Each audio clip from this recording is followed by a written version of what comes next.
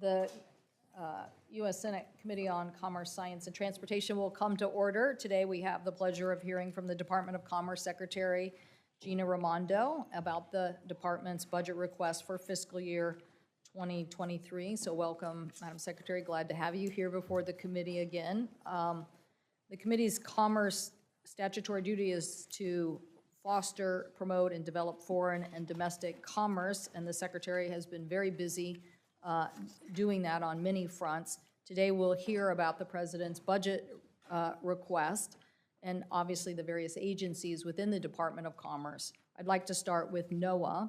I see that you are seeking an increase of about 17% from current funding.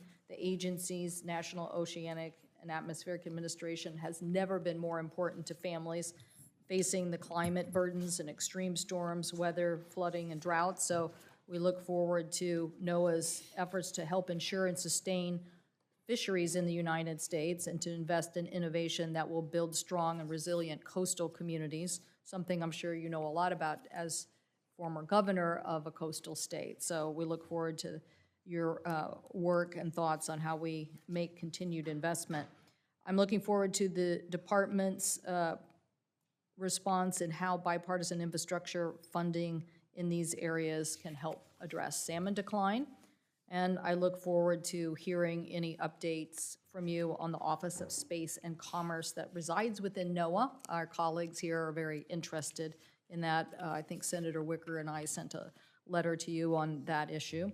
I also want to say that Senator Wicker and I have been working on a NOAA Organic Act. We think this is very important in strengthening the science and voices of the department, and we very much appreciate Dr. Spinrad's helpfulness in this, and so we look forward to continue to working with you on that issue.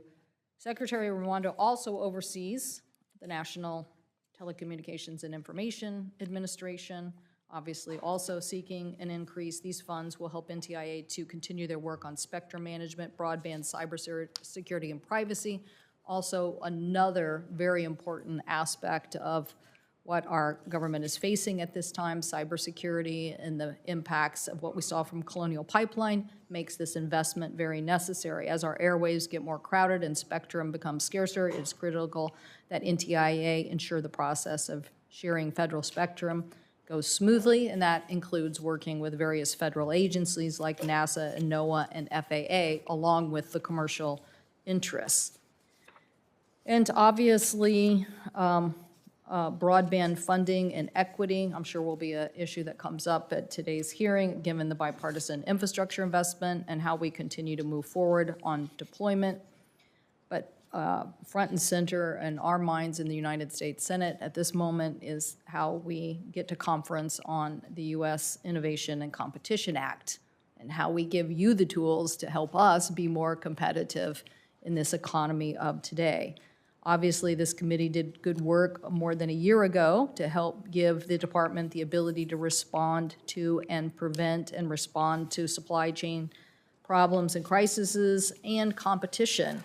So these important issues and your budget builds on programs like the Manufacturing Extension Partnership Program, MIP, and programs that assist small and medium-sized manufacturers by supporting them on workforce training, supply chain resiliency, and technology development. And these issues, again, I'm glad to see the President's budget request in this area. Obviously, the agency, if the U.S.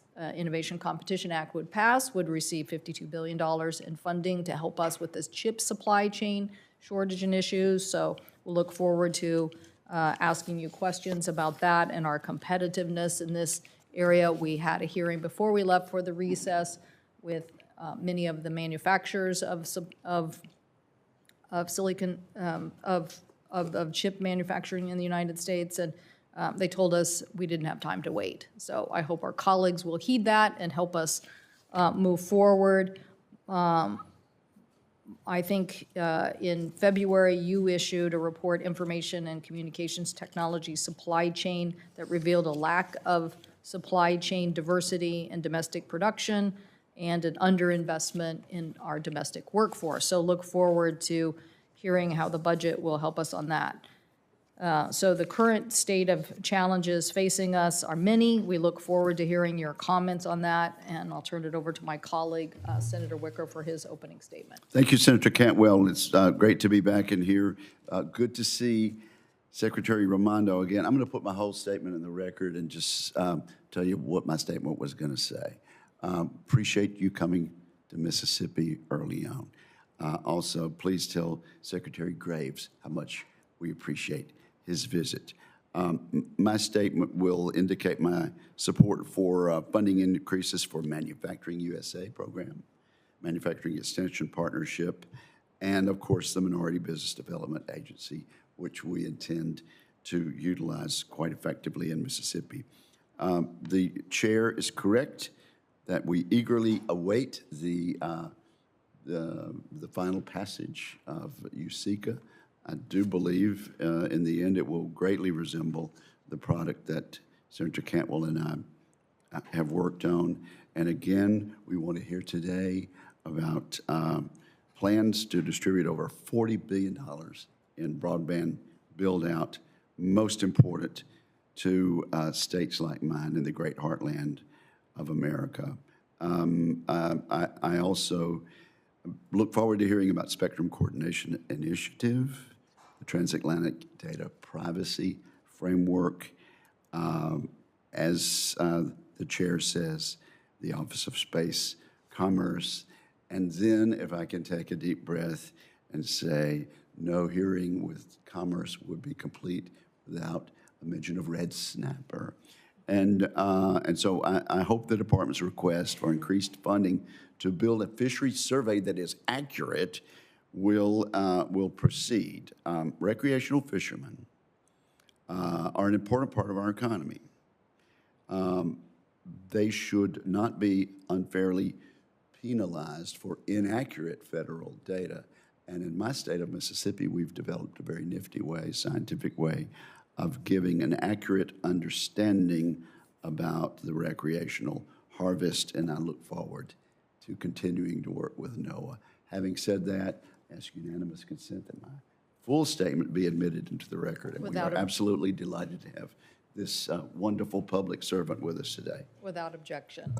Secretary Raimondo, again, welcome. Thank you so much. I think hearing the list of both my statement and Senator Wicker's makes us tired just thinking of all the oversight and responsibilities Yes, so we look forward to hearing your comments. Thank you.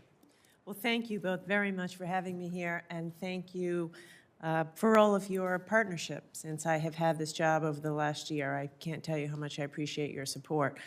Yes, the Commerce Department's mission is broad, and I would argue more important than ever. The issues that you have just said are more important than ever.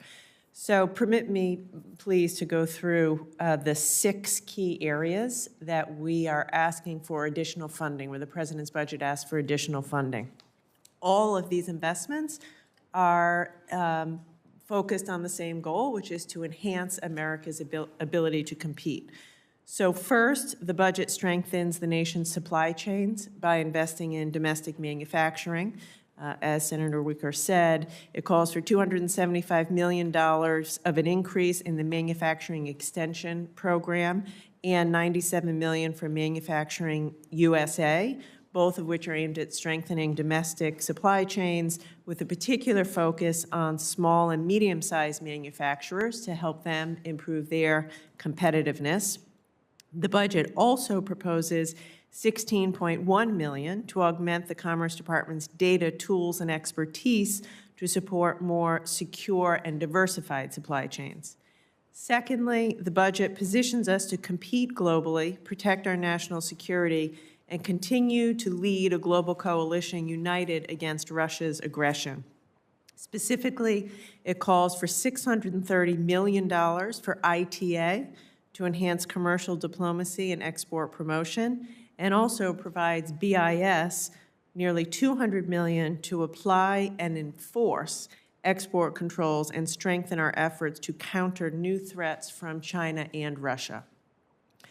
Third, the budget invests in equitable and inclusive economic growth for all Americans. I firmly believe that America's diversity is our greatest strength and our competitive advantage. As a result, this budget provides for $500 million for EDA to help communities experiencing economic distress take control of their future and position themselves for economic prosperity and resiliency. It proposes $110 million for the MBDA, which the ranking member just mentioned, to meet the full authorization that was included in the bipartisan infrastructure law. And part of this funding will be used to open new regional offices and establish rural business centers in partnership with minority-serving institutions. Fourth, the budget takes historic action to combat the climate crisis. I certainly agree with you, Chairwoman, that there's never been a more important time for NOAA as it relates to climate. The budget accordingly includes $6.9 billion for NOAA to continue providing data, strategies, and expertise necessary to address the climate crisis. The request also supports programs to catalyze wind energy, restore habitats, protect oceans and coasts, and improves NOAA's ability to predict extreme weather events associated with climate change. The budget also proposes $87 million for the Office of Space Commerce, which I expect we'll talk about today. Fifth, the budget expands opportunity and discovery through data. Timely data is critical to supporting American competitiveness, innovation, and growth of quality jobs. The budget provides the Census Bureau with $1.5 billion to continue its transformation to a 21st century data-centric model, and calls for $141 million for the BEA to support new data on supply chains. And finally, six, the budget ensures the department can provide 21st century service to the American public. It proposes new funds to enhance cybersecurity and increase the diversity and equity of our workforce in cyber. And finally, I must close with mentioning USICA. I want to begin by thanking you both for your incredible leadership on this and pledging to you here and now to do anything in my power to get this over the finish line in a bipartisan way as quickly as possible, because the need is urgent, as the chairwoman said. The Commerce Department has key priorities in the bill, many of which are this committee's priorities as well, including the $52 billion for CHIPS funding, the tech hubs, supply chain authorities. I cannot say strongly enough the urgency with which we must act. Other countries aren't waiting for us. China's invested $150 billion. Germany, Singapore, Spain, France are all investing. Existing fabs are operating at 90% capacity today, and demand is about 17% above pre-pandemic levels. The time for us to act is now, and I look forward to working with you to do that. Thank you, Madam Secretary. That's a great list, and we appreciate your enthusiasm as well on this, and look forward to working with you. If I could start with NOAA, I was pleased that the Department of Commerce executed funding for the Pacific Coastal Salmon Recovery Fund and the National Ocean and Coastal Security Resiliency Fund. These are important aspects of our bipartisan efforts. I am concerned that the department or NOAA may not be taking an active leadership role in culvert removal. One of the big issues that we've seen across the United States is infrastructure that has created blocking for fish passage.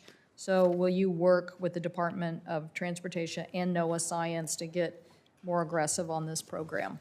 Yes, with DOT and also Interior, yes. Yes, yes, thank you. Well, we just, again, I could give you examples across the United States of the same problem. I'm very well aware of them in the Northwest, but the bottom line is our transportation infrastructure has blocked fish passage, and we need to correct that issue, so thank you. You mentioned the chip shortage. I wondered if you could talk about, given Russia's attack on Ukraine and disruptions of the pandemic and vulnerabilities of the U.S. supply chain, what is it that we need to do to make sure that that we get ahead of this from a supply chain perspective on chips, and what we need to do to also get the workforce to be ready to catapult. Our information is that the shortage that we experience today is only going to double or triple if we don't get more in manufacturing. But we're also trying to understand why catching up as soon as possible is critically important. So if you could comment on that. Yeah, so the budget, the president's budget calls for an increase for supply chains, which will enable us to meet the immediate crisis caused by Ukraine, caused by COVID. But that isn't nearly enough. That's treading water barely. Right now in the Commerce Department, I have 40 different work streams on supply chains going. We have a handful of people doing it. Other countries have 5 or 10 times as many people doing supply chain work. What we really need is what USICA provides for, which is an ongoing, robust supply chain management infrastructure in the federal government. So we can do constant, continuous mapping and monitoring, data analytics, stakeholder engagement, predicting bottlenecks. Like, the reason we're in this mess is because we haven't been doing that. And with respect to chips, I don't think it's an exaggeration to say this is a national emergency. It is threatening our national security as well as our economic security. We did a RFI. Over 150 semiconductor supply chain companies responded. They're operating at their max capacity. The average consuming industry has fewer than 5 days of inventory. I hear it every day. Medical equipment manufacturers, military, I've been talking to all the defense contractors. Their bottleneck, the rate limiting factor is chips. So I don't know how else to say it. We need to invest this money to increase domestic production of chips and use some of the money, as you said, to invest in our workforce. We don't have the workforce now. We need the workforce developed. And by the way, we need it all over the country, which is why I think the tech hubs are just as important. And, well, we definitely agree on the tech hubs. I want to make sure, though, that we understand this timing issue. I think, as manufacturers and the shortages become clear to everybody around the globe, other people are moving faster than we are. Thank you. And the faster they move, the more the money follows. And so I really am worried that even investments that people have announced, Yes. that they're going to build, say, in Ohio. Yes. So I just hope that people realize that the longer we wait, the longer we don't send that signal, the more that initial investment may not go to Ohio. It may go over to Germany or someplace else. And so I'm just trying to get people to understand why this signal is so important. Thank you for putting a fine point on it. You're exactly right. So as you say, Germany, Singapore, Spain, France, obviously China, are all right now, wooing Intel, Micron, Texas Instruments, all of our companies to set up facilities in their countries. And I have spoken with all of these CEOs. They want to operate in America, but they cannot wait because demand for chips is up 20% where it was a couple of years ago. They are going to build. And if we don't act quickly with USICA, they'll build elsewhere. If we do act quickly, they'll build here, and as you say, go from a $20 billion investment to a $100 billion investment in Ohio. Thank you. Senator Wicker. Madam Secretary, I think semiconductors and the chips issue is a national security issue. You do agree with that, don't you? 100%, yes. National security issues have certainly been emphasized and heightened in the last few months because of what we see and what we are looking at over the horizon. There have been some people who object to the grants. These grant recipients are going to be big companies. Some of them do business in China.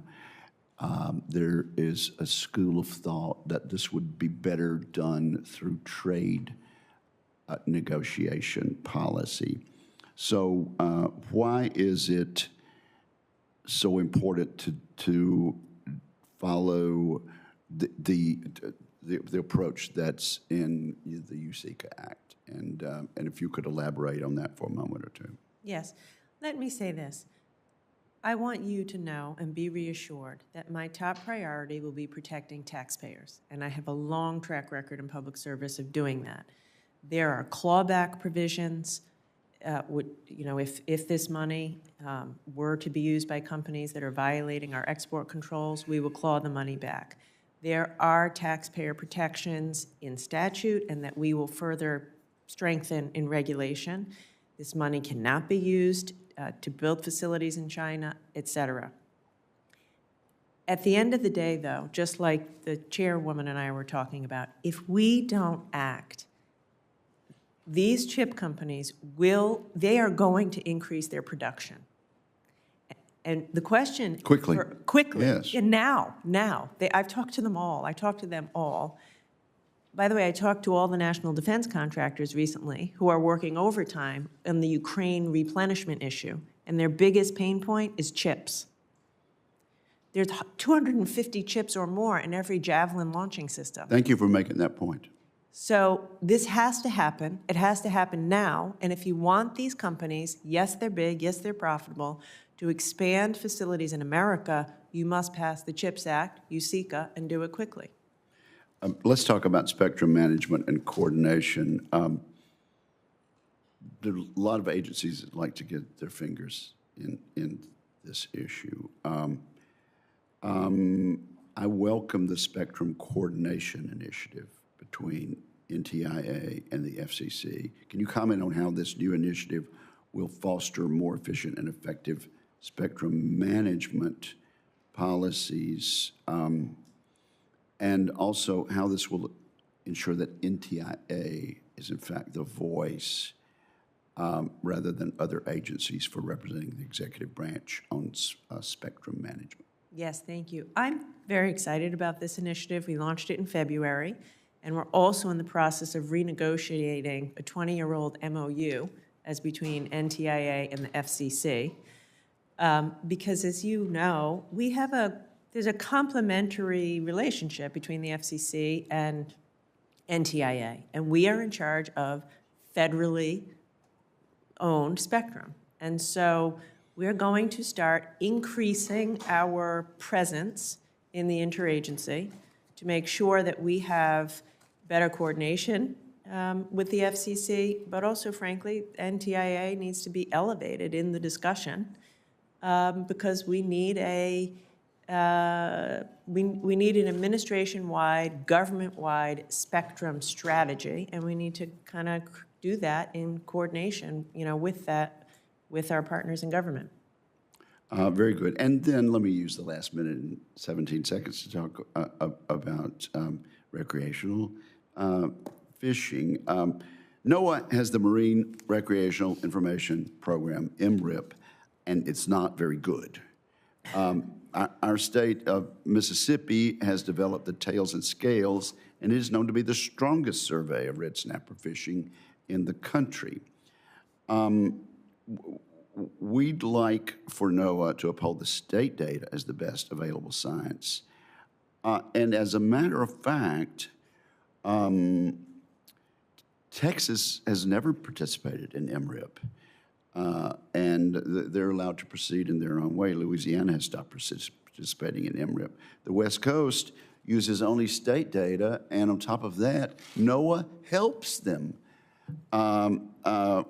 manage their state data. So, will you work with me to help Mississippi and other states transition away from this very flawed MRIP toward a state managed survey system like the West Coast has, and to a system like Tails and Scales, which is in fact better?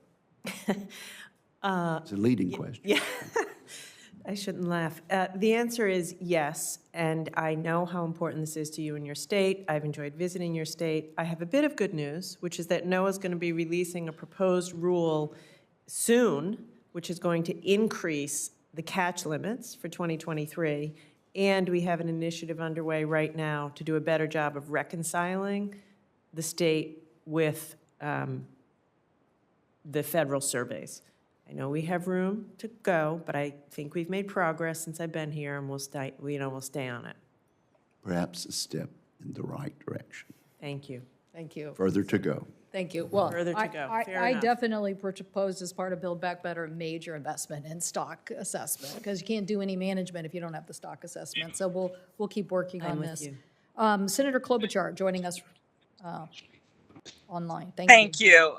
And thank you, Chair Cantwell. And I'm going to ask Secretary Raimondo, sorry about this, but we are headed to Secretary Albright's funeral. And so I wanted to get some really important questions in, but also to thank you for your work.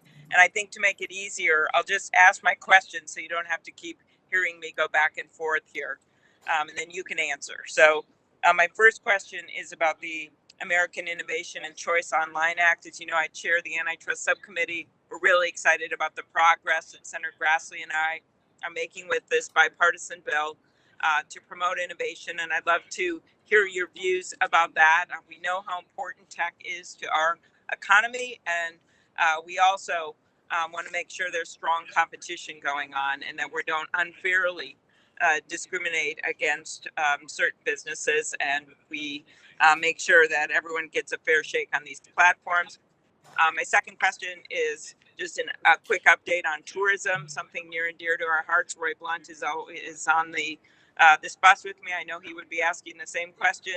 And I also want to thank Senator Rosen for her good work on that front. And my third, just to emphasize the importance of the bill that Senator Thune and I just passed on shipping, because we want to make sure we get good rates when it comes to the international conglomerates. And if you could quickly comment on the importance of that. So I want to thank you again for your incredible work, and especially what you're doing on supervising the broadband piece of the bipartisan infrastructure bill. Look forward to hearing your answers. Thank you. Thank you, Senator, and thank you for making the time to call in. I think I got all of that. So on the first question, I applaud your efforts, and I've enjoyed talking to you and Congressman Cicilline, and clearly agree that we need to improve competition, which increases innovation. And last month, the DOJ released a views letter on behalf of the administration in support of the American Innovation and Choice Online Act, and the department and I, certainly support that and concur with the aim of the legislation and the views expressed in that views letter. Your second question, as I heard it, related to tourism, and I think the Brand USA. I want to thank this committee and Congress for the work you've done to provide the $250 million for Brand USA. I cannot underscore enough how important that is. I don't have to tell you, and you, Senator Klobuchar, the travel and tourism industry is still struggling. There's still about 1.5 million fewer jobs in travel and tourism today than pre-pandemic, and particularly business travel and international travel have absolutely not recovered. So we have moved quickly to get $500 million already out the door from the ARP money. We have another NOFOs for another $250 million on the street now. But the Brand USA, and by the way, I should say, for the $250 million, we were 6 times oversubscribed. So again, we need this. We need to do this. And of course, I come from a state that's incredibly dependent on tourism for jobs. So thank you for your support of Brand USA. We need it, and we've got to get 1.5 million people back to work who are still out of work. And then the last question on shipping, this is obviously more in Secretary Buttigieg's lane, but certainly your legislation is something that we support. And as we deal with supply chain challenges, we have to look at there's no one silver bullet to supply chain. We have to parse it out, and shipping costs are a real problem now. And so I support legislation that is aimed at solving that problem. Well, thank you very much for the answers. Appreciate it. Thank you, Chair Cantwell, for accommodating this. Thank you. Yep. I have Senator Thune is next, but I don't know if he's available.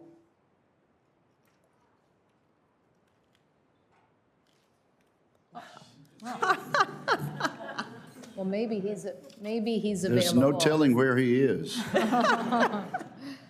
Senator Thune, I don't know if you want a minute to prepare or if you're ready to go. We would certainly accommodate you to ask your questions at this point in time. Thank you, Madam Chair. And thank you for calling my name. I just kind of showed up. But Madam Secretary, welcome. Thank you for being here. Let me start by just talking about the BEAD program. In order for that program to be successful, we've got to encourage participation from all types of broadband providers, as long as they have met the objective, technical, financial, and operational standards set by NTIA. And any inclusion of burdensome requirements such as net neutrality, wholesale access, or rate regulations is only going to discourage participation. So I'd like to ask you to commit once again that you will follow the letter of the law and not add extraneous requirements as other agencies seem to be intent on doing with broadband money. Would you ensure that NTI carries out its duty and implements the BEAD program within the confines of the statute? And will you commit that NTI does not include net neutrality, wholesale access, or rate regulation requirements like other agencies have done? Yes, let me speak to that. As you know, the statute expressly prohibits rate regulation, and I was heavily involved in negotiating that. So I understand the limits, and we will comply with the statute. Having said that, and we intend to work with all providers, whether that is electric utilities, middle mile providers, big ISPs, rural co-ops, et cetera. The President has been very clear that we have to make sure at the end of implementing this program, every American, every tribal lands, rural lands, et cetera, has access to high-speed, affordable internet. And so we are as focused on access as we are on affordability. And so we will be consistent with the statute without doing what we're not allowed to do, working with states who are developing their state plans to make sure that there are affordability provisions. And I believe that there are ways to do that which do not involve rate regulation or, violating the statute. But affordability is as important as access. And I don't disagree, and I think that the key, in my view at least, is to not discourage providers from participating. You want to get as many, particularly those in unserved and underserved areas, to participate in the programs that are available. And I understand that the statute prevents rate regulation, but there's a lot of conversation around some of these other issues like net neutrality, which if that was going to be included, ought to be done by the FCC, not other agencies of government. And so adding additional requirements I think is going to discourage participation. So I'm just yes, I understand. The FCC, as you say, the FCC regulates net neutrality, not us. And listen, we are pro-competition. Right? Competition drives down prices. We are working hard to figure out how to structure this program to encourage competition, which benefits the consumer. Right. Okay.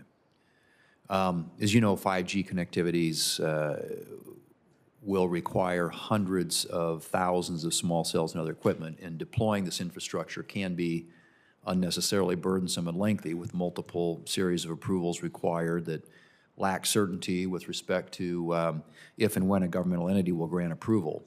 The type of approvals required, fees imposed for deployment of networks can be particularly problematic, leading to delays in wireless infrastructure deployment, which is a particular concern as we seek to deploy 5G as rapidly as possible throughout the United States. And last Congress, I had introduced a piece of legislation called the Streamline Small Cell Deployment Act to address many of these issues. And with all the funding that's being made available to construct and deploy fixed and mobile networks, do you support efforts to streamline permitting requests so that consumers can reap the benefits of these new technologies more quickly?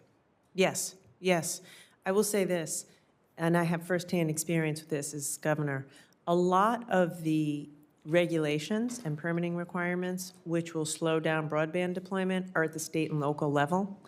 And so, we are going to work with states to encourage them to provide simple things like access to telephone poles, dig once, provisions. This red tape absolutely stands in the way of rapid deployment, and so, yes, I do support those efforts. Good. We'll look forward to working with you on that, because it is something that I think acts as a deterrent to a lot of the build-out that we're going to need to get these networks up and operating. Finally, my time's expiring here very quickly. How does the NTI plan to address coordination issues with other broadband programs, such as those that are administered by the FCC, USDA, and Treasury? Yeah, so I would say, in my zero time, it is a challenge. We are on it. The President's appointed Mitch Landrieu to be the coordinator across all of the agencies, and I can assure you, we do meet regularly, myself with Secretary Vilsack and his team, Secretary Holland, and we are requiring in every state plan that they show us how they are planning to use in every state all of their federal money. So we're going to have it all in one place so we can see it, so we can try to coordinate. But I will grant you, it is a real challenge. Yeah. Thank you, Madam Chair. Thank you, Senator Thune. Senator Blumenthal. Thanks, Madam Chair. Thank you for being here today, and thanks for all your great work as Secretary of Commerce and as governor of our neighboring state. I want to pursue this line of questioning on the NTIA and the historic investment that our nation is making to broadband. NTIA is responsible for implementing this grant program, literally billions of dollars, a total of $65 billion will be given as part of this program, and I think we have an obligation to make sure that it provides for universal access, American manufacturing, high-quality jobs, and competition. Senator Markey and I wrote a letter to NTIA in March regarding the Broadband Equity Access and Deployment Program, and to just come right to the point, because I know you're familiar with it, we believe, and I think many of us do, that there is a clear need to require companies building new fiber networks with federal money to allow competitors wholesale access at reasonable cost. Otherwise, we're just going to subsidize a new set of monopolies in underserved or unserved areas where there is no competition now. I'm asking you for a commitment that you will impose standalone wholesale access requirements or incentives in the NTIA broadband grant program. Yeah, so as we just discussed, let me say this. We share totally your commitment to affordability, to competition, and to access. The requirement, I don't think, is something we can do because of the statute. Incentives are a different matter, and the way we are implementing this program, we are allowing for flexibility on a state-by-state basis. You know, it's very different in every state. So we are going to ask each state to provide us with a plan that we will have to approve that, to our satisfaction, provides for affordability. Wholesale is a way to do that. Also, we are crystal clear that every provider who accepts even a penny of federal money must provide a low-cost option. Well, let me just interrupt for a moment, because you give away the money, you set the rules and the conditions for how the money is used. Yes, the law may not enable you to impose new requirements, new rules that are unbased on the statute, but they do permit, and in our view, the spirit of the law is that you require that wholesale access be one of the criteria for providing these grants. I'm going to move on because maybe we can follow on other topics. This is complicated, and I'd like to pursue this conversation with you, but I think you understand Senator Markey and my position. I'm happy to follow up with you. Let me ask you about another proposal relating to big tech. Senator Klobuchar raised the Online Competition Protection Act that she has introduced, and I'm a co-sponsor of it, but the Kids Online Safety Act.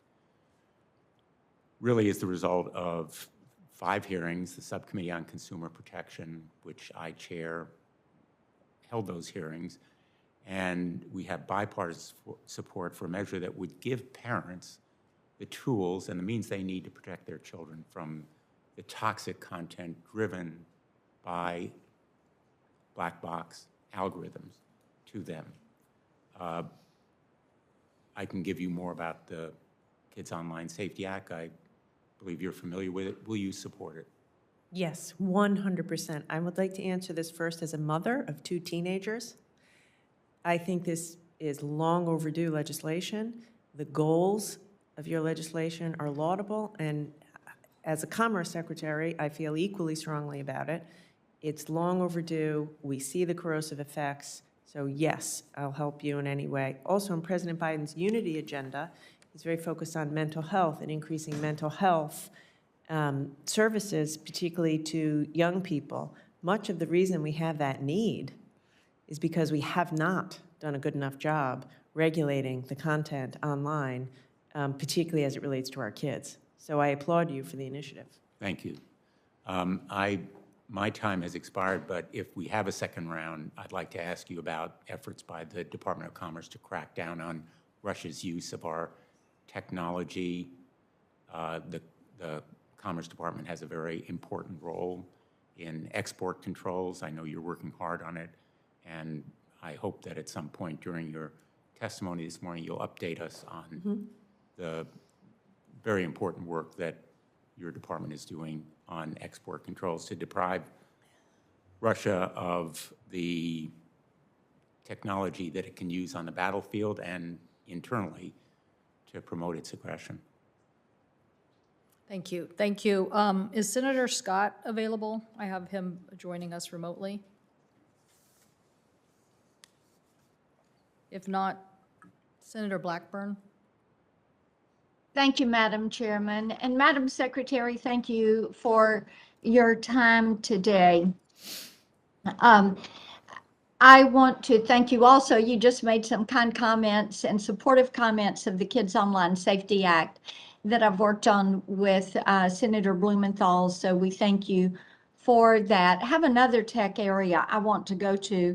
The administration and the EU announced that they had reached a deal on the transatlantic data privacy framework, pardon me, and the information put out by the White House on this said that there were further pieces of the framework that were going to need to be adopted by both sides, and more information was going to be forthcoming. And then the EU is also moving forward with rules for data use by connected devices and services, and these rules would restrict data transfers to certain countries. So I'd like to hear from you. When do you expect the transatlantic data privacy framework to go into effect, and when are we going to get the details for this? When are businesses going to know what those details are, and what guidelines and guidance is available for companies who want to engage in cross-border data transactions now before the framework goes into place? Okay, thank you, Senator, for your excellent question. So I will say first, we sat at the table for a year in order to reach this historic agreement. And I was very involved in that negotiation and very excited to announce that we came to terms with the EU. And I know this is very important to Chair Cantwell. I mean, the truth of it is we share the same privacy values as the EU, and we ought to be able to have come to an agreement. So we came to an agreement in principle, and the next step is that we will codify that in an executive order, and then we will wait for an adequacy decision from the EU. And we are working furiously on that. I think it'll be, very soon before you see the executive order, and then, as I say, we'll have to wait for the European Court to give us an adequacy decision. In terms of what companies can expect now, there really isn't any more information that we can put out now.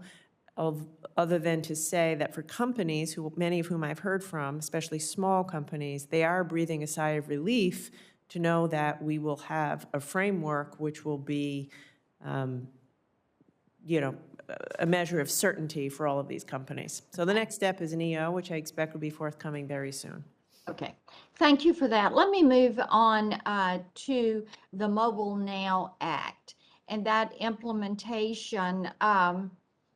You had requested in your budget $9 million for the NTIA for spectrum management, and Mobile Now has directed the NTIA to make an additional 255 megahertz of spectrum available for commercial services by 2022. So do you think you're going to be able to meet that mandate, and how are you moving forward with that plan to incentivize federal agencies to relinquish or share spectrum with commercial entities? Yes, thank you for the question. Senator, I will get back to you with the exact answer as to when we think we'll be able to meet the requirement. I'll make sure my staff follows up. With respect to your other question, it relates to the discussion we had earlier. We are in the process of, what we really need is a government-wide strategy as it relates to spectrum use. And my own view is we have to be more, we at NTIA have to be more aggressive at that table, and we have to have more creative uses of, for example, spectrum sharing. So instead of taking this in a piecemeal fashion, we are endeavoring to work with the FCC to have a nationwide strategy, including, freeing up more spectrum, which propels innovation, right? Like fundamentally, the reason we need to free up more spectrum is because whether it's, cloud computing, artificial intelligence, quantum, any wireless innovation requires more spectrum, and we want to be able to compete with China and every other global economy. Well, the last time I looked, any type of audit on a national spectrum strategy, we had a report in 2020 and we've had nothing since. So I appreciate your bringing that up. I do have a supply chain question, Madam Chairman. I will submit that for the record. Thank you. Thank you. Senator Peters, are you available? Or Senator Tester? If not, Senator Young, are you available? If not, Senator Fisher. Thank you, Madam Chairman, and thank you to my colleagues for not being available. Thank you for being here, Madam Secretary. It is nice to see you. Following passage of the bipartisan infrastructure law, today's hearing is an important opportunity to talk with you about the funding that NTIA will be distributing for broadband deployment. As part of that law, I added an amendment to establish a broadband deployment locations map. This mapping tool will create more oversight so that government-funded broadband projects can be looked at clearly in one place. The amendment passed unanimously, showing lawmakers are united in their desire to avoid overbuilding and ensure transparency in broadband funding. But the success of this mapping tool will hinge on cooperation with the FCC from all federal agencies that provide funding for broadband deployment. In March, Senator Cortez Masto joined me in writing to agencies, including NTIA, to check up on the progress that has been made so far. Though I did hear back from the FCC by the date requested, I still have not heard back from NTIA. Do you know the status of the agency's response to that letter that we sent? I do not, and I apologize that we didn't make the deadline, and I'll look into it and get back to you right away. Okay. I can tell you we are collaborating very closely with the FCC. In fact, Alan Davidson, who runs NTIA, has a weekly meeting with the chairwoman, and we are coordinating with them. The maps are critical, and we're not going to let the money go out the door until we have the maps. And precisely, especially in a state like yours, they're incredibly important. So I support the spirit of the effort fully, and I'll get you a better answer on Great. your question. I appreciate that. Thank you. I know how important it is to have that cooperation so that all the different players in this can uphold their responsibilities under the law. We want to make sure that we can maximize the broadband infrastructure funding so that all Americans can be reached by this. I would ask you, you testified before the Senate Appropriations Committee in February, and I appreciated that you did recognize the importance of expanding broadband networks to unserved areas first, as the law requires. And I know there have been many comments on this, but I don't think it can be understated. However, at that time, you did add that, quote, this doesn't mean that some of the money won't go to places that already have coverage, end quote, and that competition is not a bad thing, which you stressed again today with competition. To me, that seems like two conflicting sentiments there. Can you clarify what you mean by this, and how do you square the two? I am very, very concerned that the focus has to be on unserved areas first. Yes, and I agree with you, and the statute is clear, right? Unserved first, unserved, underserved. I think what I was trying to say is every state is different. And for that reason, the way we're implementing this program is we are requiring every state to submit to us their state plan. Now, in a state like Rhode Island, for example, there's no unserved. Everyone is served. And they're automatically receiving $100 million. So by definition, there will be some money spent and everyone's already served. Now, in your state, obviously, that will not be the case. So the priority is crystal clear, unserved first. When we are done with this, it is our goal, ambition, and intent that every single American on a rural land, on a tribal land, on an urban land, has high-quality, high-speed broadband that they can afford. We do promote competition because competition does reduce prices, which is good for the consumer.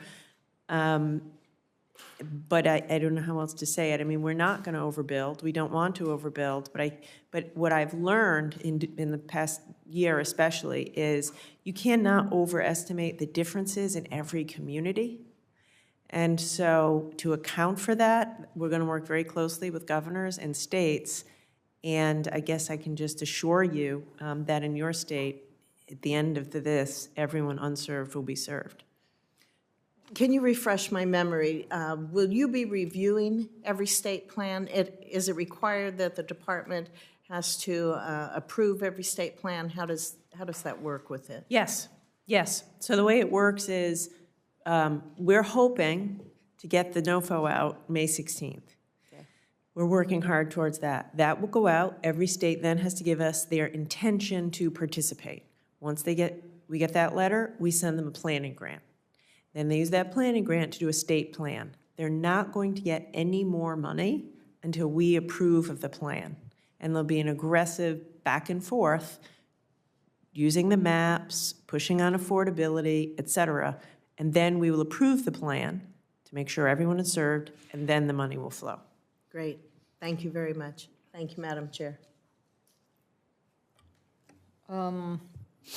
I don't know if either Peters or Tester are online. If not, we're going to go to Senator Scott.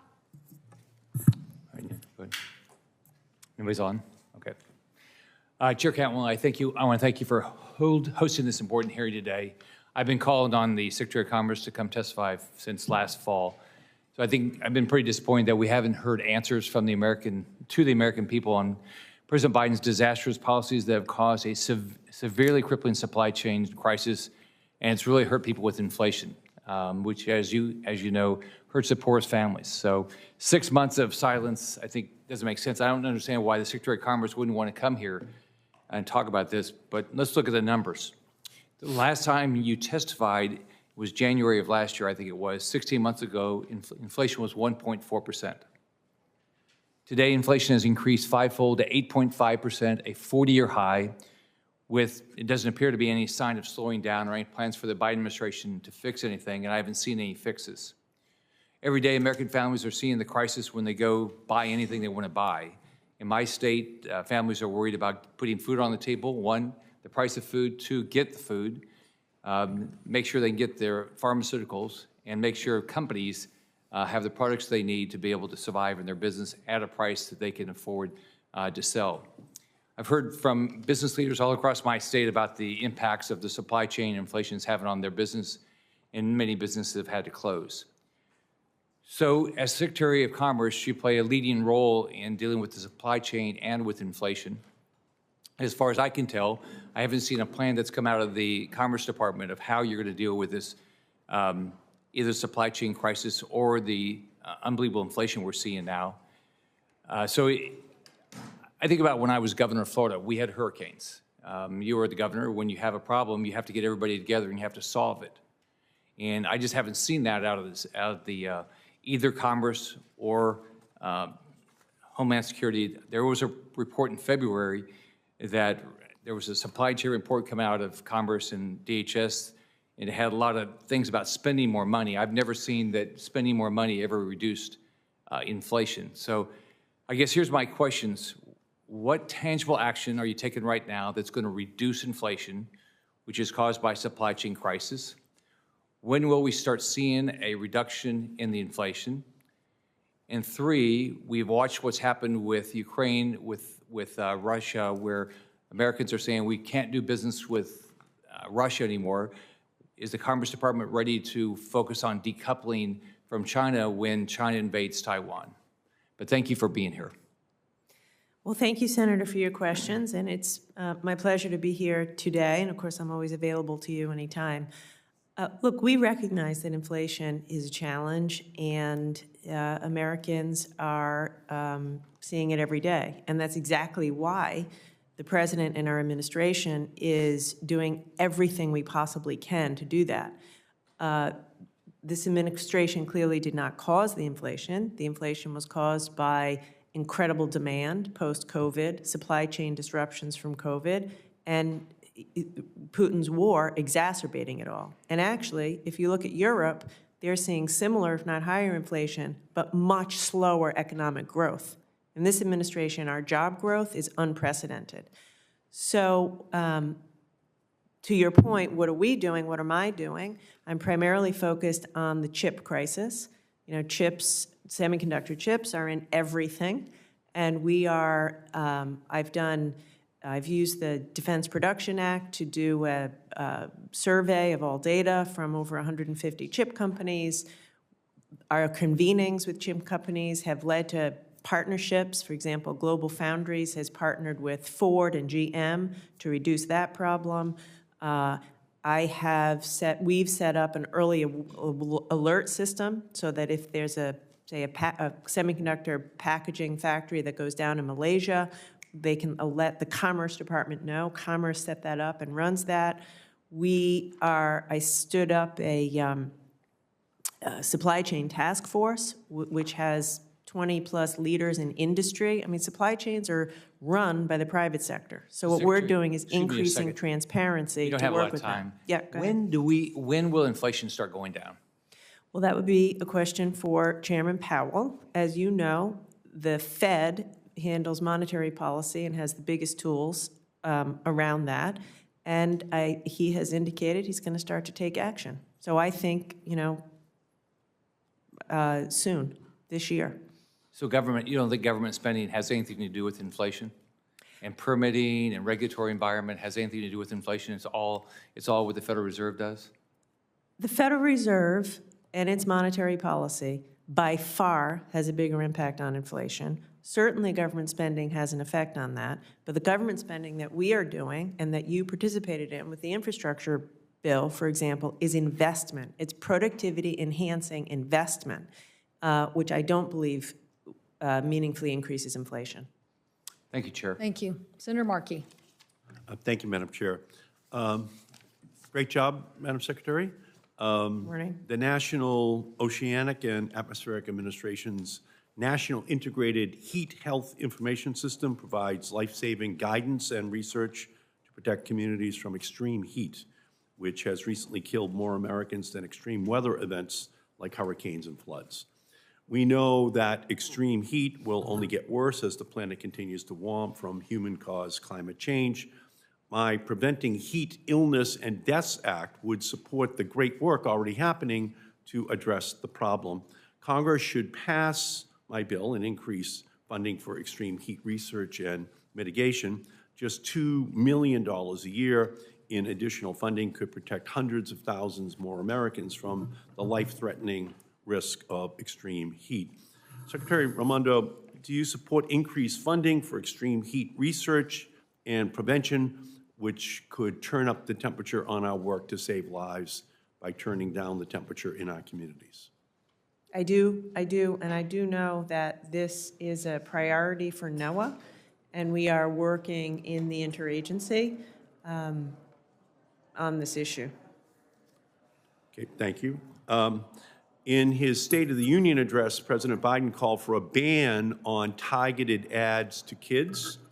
Apps should never be allowed to track a 10-year-old's browsing history, bombard her with marketing based on that data. The Children and Teens Online Privacy Protection Act, which I've introduced, would ban targeted ads to users under the age of 13. Madam Secretary, the Commerce Department plays an important role in developing our country's technology policies.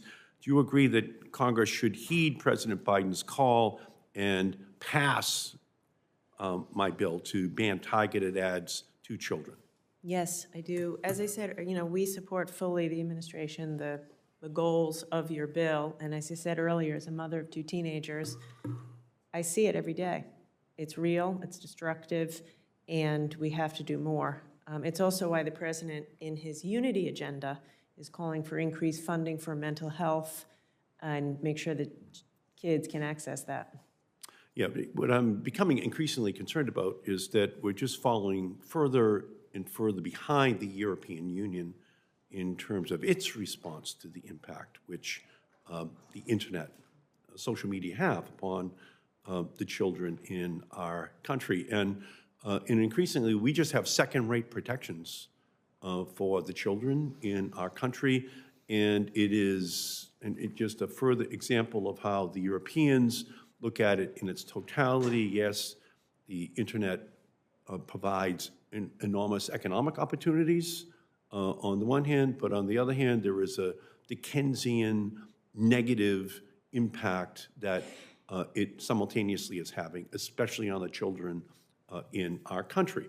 So to the extent to which this issue just continues to sit there, the warning signs are just given to us by the headlines in newspapers every single day about the mental health condition of young people in our country right now.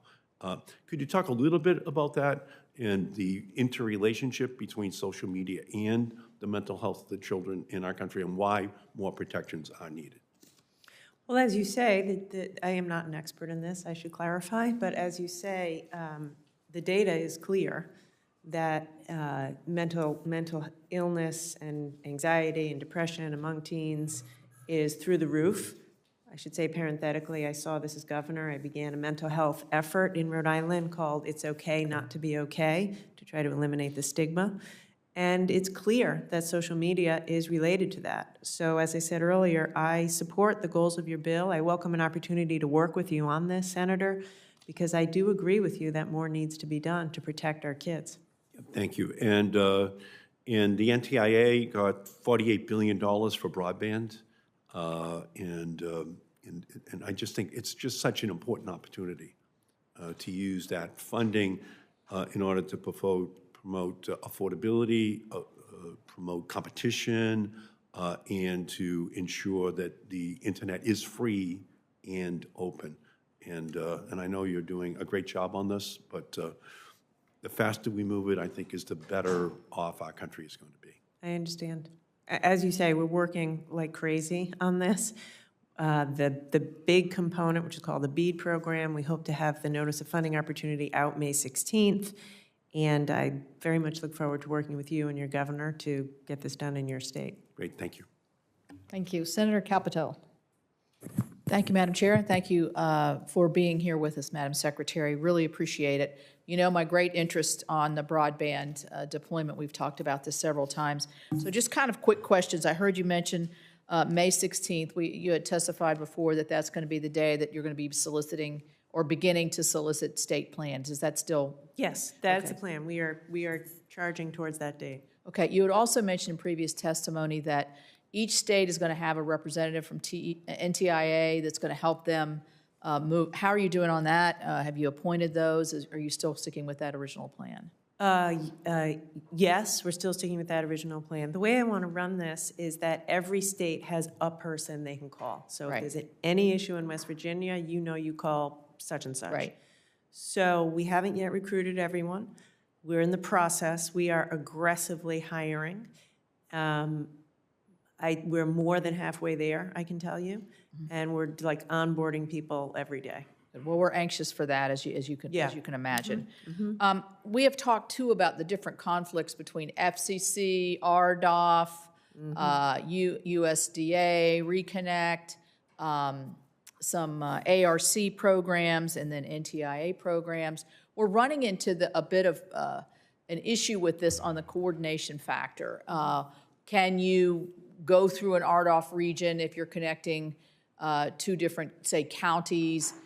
How are you doing on that coordination? You said you were going to put together a committee to work on this. I mean, we're still not getting the good answers here. Yeah, I appreciate the question. I was in South Carolina Friday with Whip Clyburn, and I met with community people, and the same thing came up. You know, how do we do this? So I think that at our level, the White House is coordinating an interagency so that Mitch Landrieu gets us all together on a regular basis and our teams together.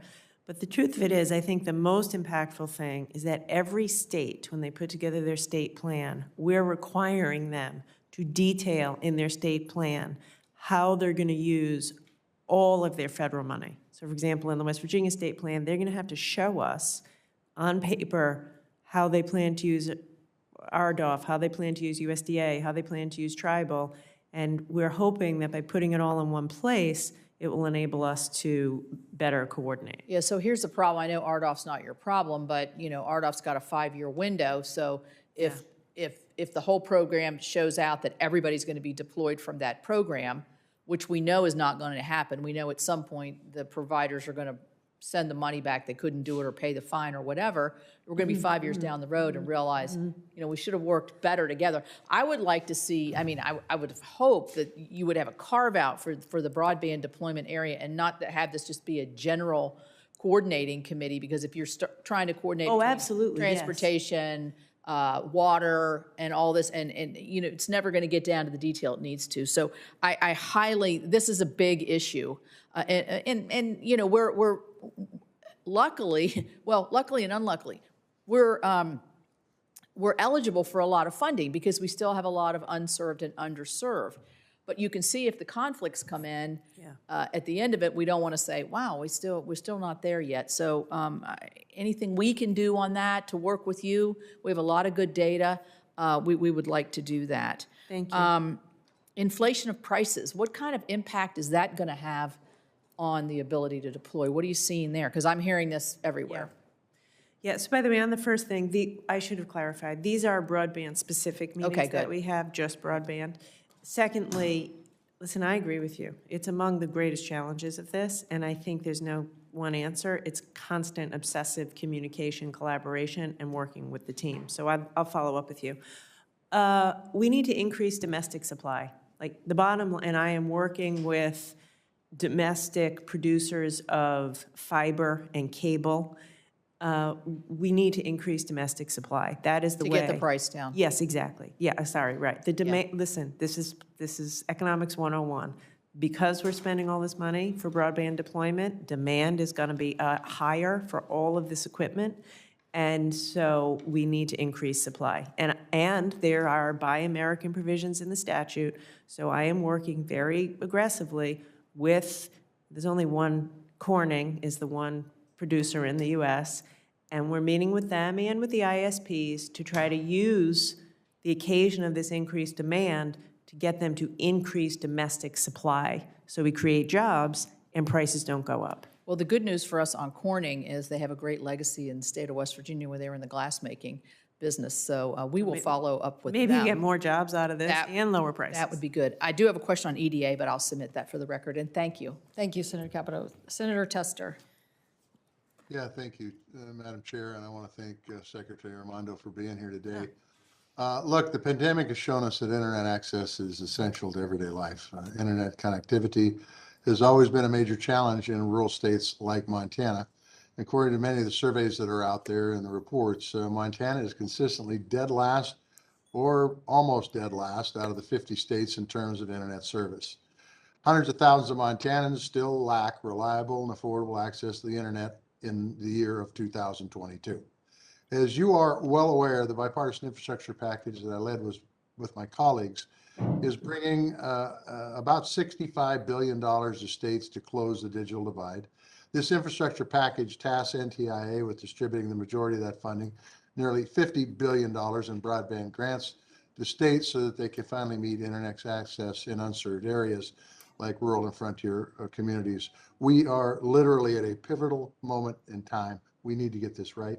I want to make sure that NTA has the resources to get this funding out the door in time, in a timely and efficient manner to close the digital divide, particularly in rural states like mine. So Secretary Raimondo, does NTIA have the resources it needs to get the job done?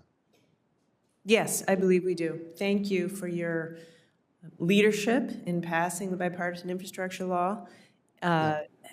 Resources are not our challenge right now. The discussion I just had with Senator Capito, this is an enormous lift.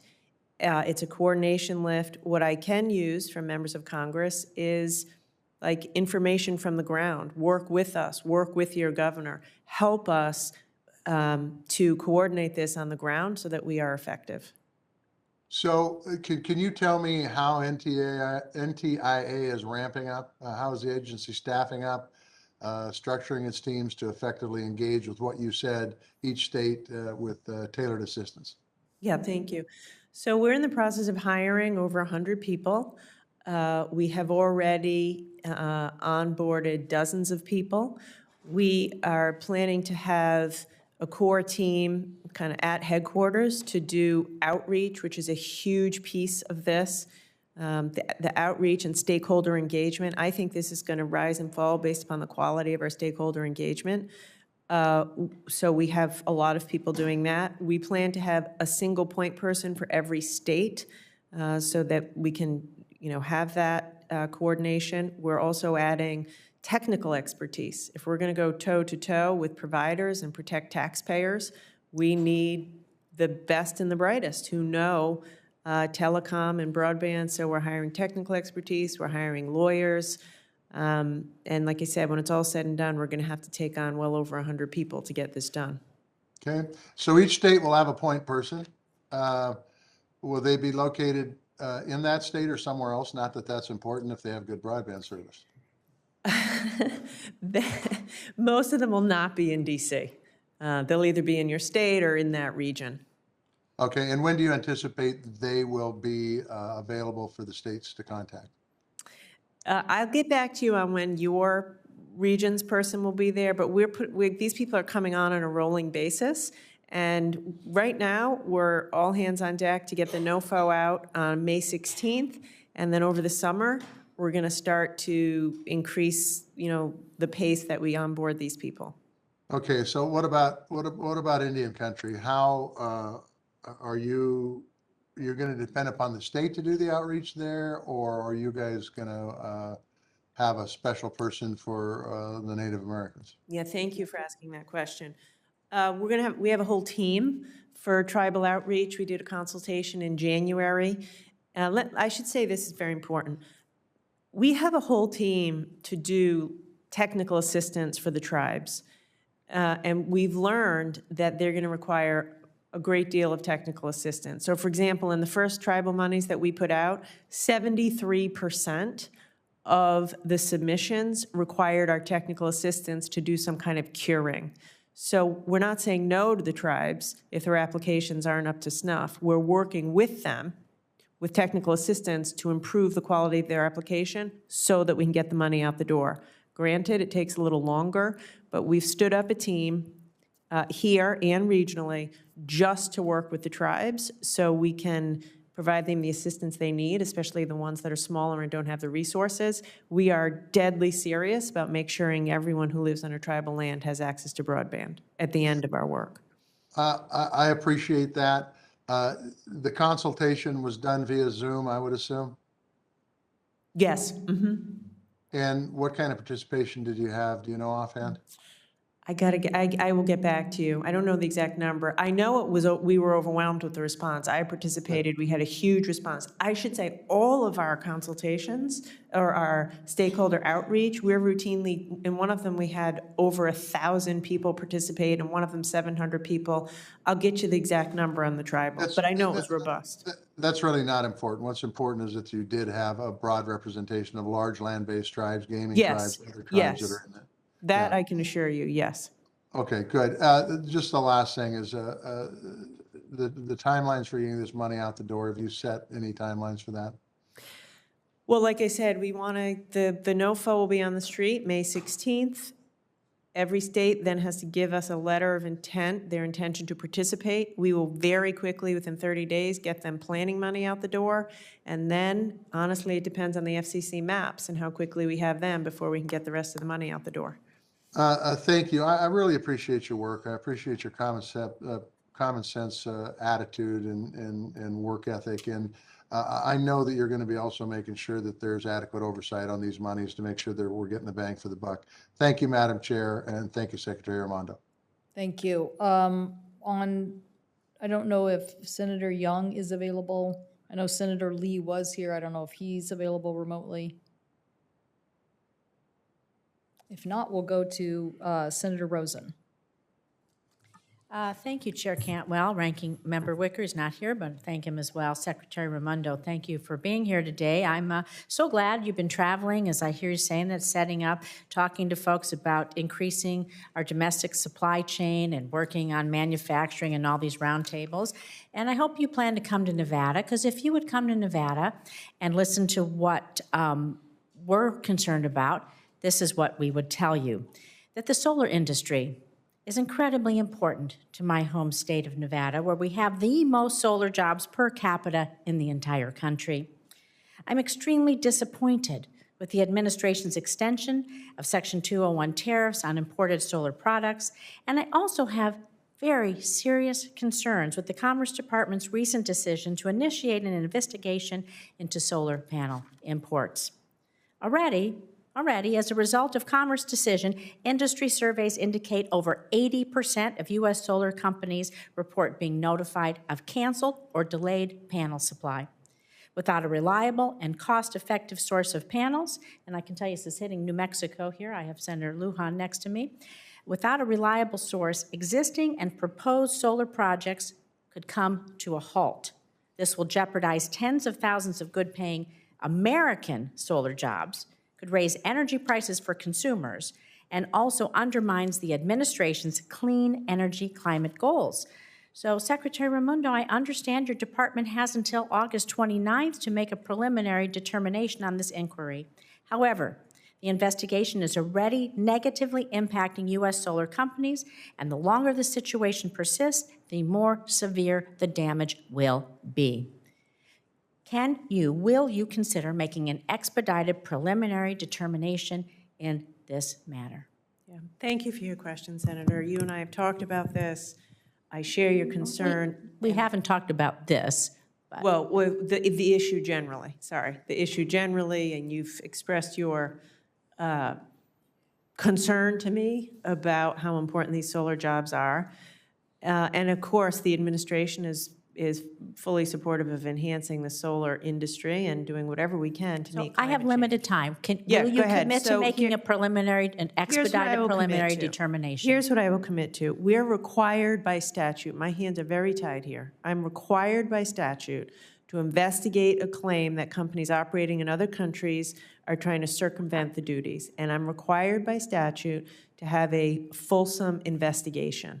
So what I will commit to you is moving as fast as possible, consistent with the statute, to conduct that investigation. I understand you need certainty, but I have to follow the statute. That's fine. Let me ask you the next question then, because there are constructive policy options to spur our domestic solar manufacturing industry other than imposing additional tariffs on U.S. companies. So can you tell me what steps the Commerce Department is taking to support? You're talking about increasing American manufacturing, helping our supply chain, creating jobs. If we lose these jobs, they won't come back. So what are you planning to help us do for domestic solar manufacturing in the next fiscal year? Yeah, a couple things. One, the budget calls for increased funding to NIST, and some of that money will be used for exactly this, research on solar capture, solar storing, solar None for manufacturing, as far as you know? And then also, it calls for increased funding for MEPs, and there'll be a specific focus on clean energy, clean technology, and helping small clean tech companies in the MEP program, and also increases in supply chain. And we'll have a great focus on the solar supply chain if we are going to be successful in receiving the extra supply chain money. Well, these tariffs are hurting the supply chain. It's hurting the solar industry. I'm afraid it's not going to come back. But let me move quickly about travel and tourism. I'm going to submit this for the record, but we have our Omnibus Travel and Tourism Act with Ranking Member Scott.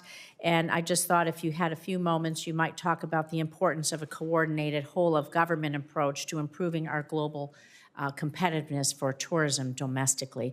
Our omnibus would create an undersecretary in Department of Commerce to oversee domestic tourism, help us through the pandemic, and have a domestic strategy. Which I would support, and we're trying, like, even within commerce, I have increased coordination between EDA and ITA. We do need what you say, which is full coordination. As I said earlier, we're still 1.5 million jobs in travel and tourism below where we were pre-pandemic.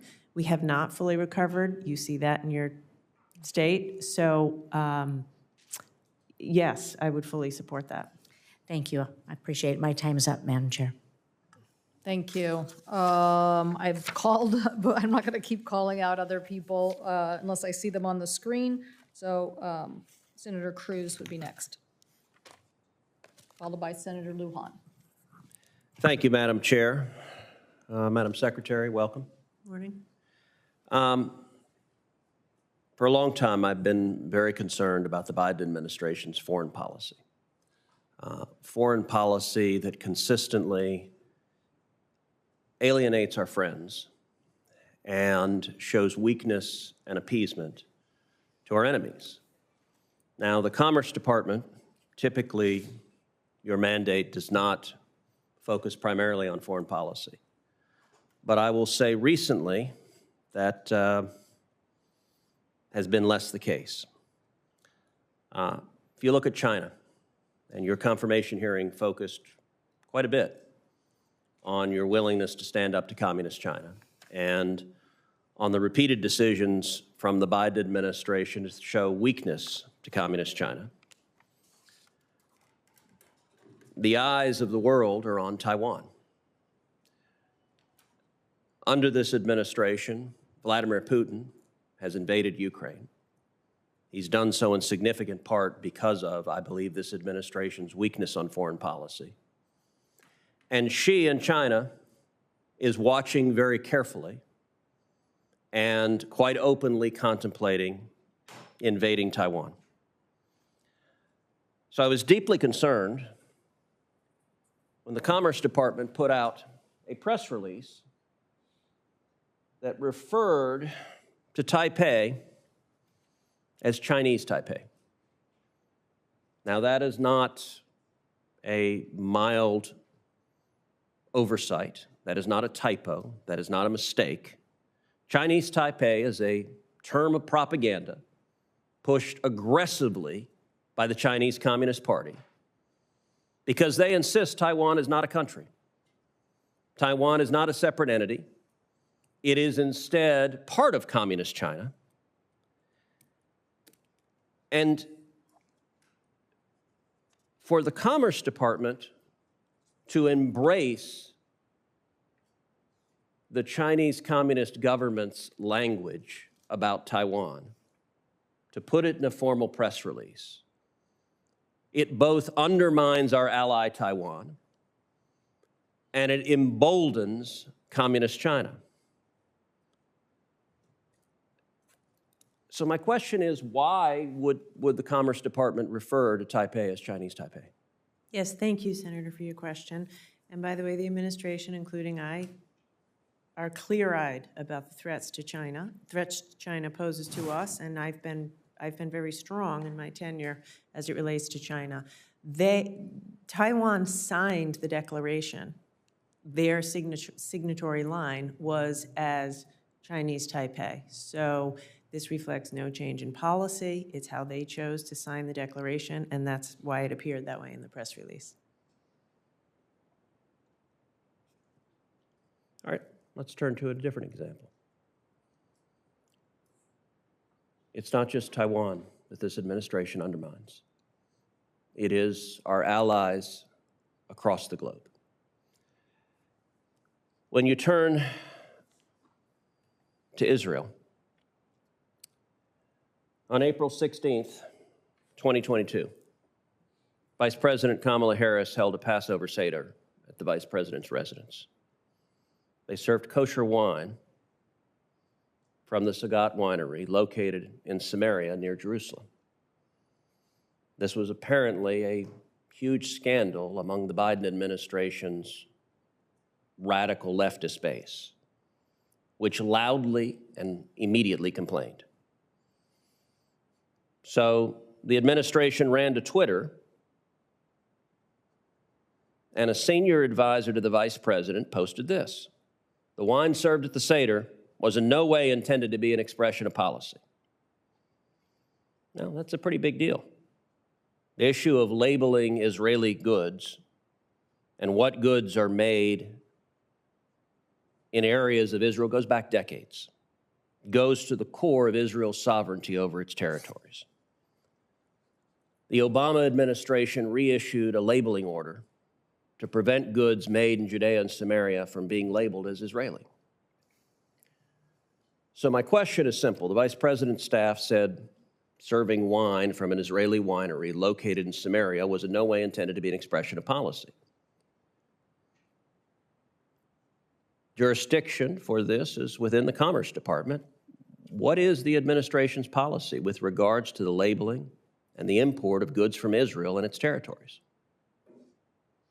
I'm going to have to get back to you on that, and this is, I was not aware of this, but I will follow up with you. And I will point out that in the Commerce Department, the Office of Anti-Boycott Compliance answers to you. Does this winery in Samaria count for you as an Israeli company, and would participation in a state boycott targeting require scrutiny from the Office of Anti-Boycott Compliance? Yeah, like I said, let me look into this, and I'll be back to you with the details. Well, I look forward to your answer. Thank you. Thank you. Senator Peters. Thank you, Madam Chair and Secretary Raimondo. Good to see you once again. Thank you for being here today. Secretary Raimondo, I want to start talking about the CHIPS Act, which we have before us right now, and I believe it's essential that we fund the CHIPS Act so we can grow good-paying jobs here in America, involved in designing and making semiconductor chips. But funding the CHIPS Act isn't just about creating jobs in the semiconductor industry. It's about supporting all the jobs that depend on those semiconductor chips. And in a modern economy, chips play a vital role, certainly in many, many different areas, but there's no better example in my mind than the auto industry. In the 1970s, some cars just had a handful of chips, but now, a few decades later, the modern cars can contain up to 10,000 semiconductor chips in every car that handles everything from safety features to telematics to entertainment systems. And certainly that explains why the recent chip shortage has hurt auto production, as I know you're very well aware. along with many workers and families whose livelihoods are impacted by it. It's bad for the whole economy, and the ripple effects in the auto industry go through the whole economy. And that's why I think when we think about policies to support domestic semiconductor production, we must also ensure that we're addressing the needs of our economy and national security. Senator Stabenow and I led legislation which has passed the Senate and the House to dedicate $2 billion in CHIPS Act incentives to boost domestic production of semiconductor chips required for auto productions, referred to as mature chips, the kinds of chips that are necessary for other manufacturers, not just auto industry, but things like washing machines and everyday appliances. So my question for you, Madam Secretary, is do you support the proposal to dedicate $2 billion in the CHIPS Act incentives to growing and domestic production of mature semiconductor technologies in the United States? And if Congress does indeed fund the CHIPS Act, which I hope we will do soon, will you commit to ensuring that the department implements these funds in consultation with industries and workers, particularly in industries like the auto industry? If you could talk about that, I'd appreciate it. Nice to see you, Senator. Yes, the answer is yes and yes. I would say it isn't just the auto industry. The medical device industry, for example, is a huge consumer of these quote-unquote legacy chips, mature, feature-rich chips. And in the recent RFI that we did, we found that this is where the shortage is. So yes, we would support it, and yes, we absolutely will implement it in coordination with industry and with you. Well, I appreciate that. Thank you, Madam Secretary. One area that I've been particularly focused on is making sure that our supply chains are resilient so that we can expand domestic production of these chips. And in December, I introduced the Investing in Domestic Semiconductor Manufacturing Act, along with several of my colleagues, including many on this committee. The bill would clarify provisions of the CHIPS Act to ensure that upstream suppliers are eligible for incentives to grow. These are suppliers that make chip manufacturing possible by providing the necessary materials and the manufacturing equipment necessary to produce these chips. Indeed, I believe your department's analysis of semiconductor supply chains discussed the important role of these upstream suppliers and the role that they play in supporting our national goals. For all these reasons, the House included the language in the competitiveness package in the Competes Act. And now as we go to conference, and I've been appointed as one of the conferees for negotiations, we're going to be fighting to make sure that that proposal gets put into the final product. So my question to you, Madam Secretary, is do you agree that domestic semiconductor production will be at risk if we fail to adequately support upstream suppliers that actually facilitate chip manufacturing? Absolutely, there's no doubt of that. I would be remiss if I didn't say and implore you and your colleagues to act with urgency through that conference process. As we discussed earlier, there's a very real risk of waiting here, which is that these chip companies are going to be expanding, and they'll expand in other countries if we don't move quickly. So I am at your service to do whatever I can to move that conference quickly. Well, I appreciate that, and I think you agree with the general proposal that we have that would ensure that upstream suppliers are actually eligible for some of those CHIP Act incentives. As we put that out, it's not just the manufacturers themselves, it's that entire supply chain. The whole supply chain. Great. Well, I appreciate that. Thank you for your leadership on this issue as well. Appreciated you coming out to Detroit not too long ago to dig deeper into the issue of the auto industry. I know it's something you're passionate about, and I appreciate your interest in Michigan as well. So thank you for being here. Thank you, Senator. Senator Lujan. Thank you, Chair Cantwell. Secretary Raimondo, good to see you today. As you mentioned in your opening statement, I want to thank you, recognize the importance of the Minority Business Development Agency, something that was very important to our chair, to the ranking member, passed bipartisanly through the House and through the Senate. And it's great that for the first time in 50 years, we finally have what is now, I hope that will be a permanent Minority Business Development Agency. And earlier this month, we were very pleased that leadership from the Department of Commerce was in Albuquerque, New Mexico, to open up our Business Development Center. And so the question that I have is, in this particular space, Secretary, yes or no, do you currently have the funding to launch the Rural Business Center program? So first, let me say it's great to see you. back healthy and in person. No, if you want the short answer. The money that we're requesting, the 110 million, would be enough to launch the rural business centers, which will be done in partnership with minority-serving institutions.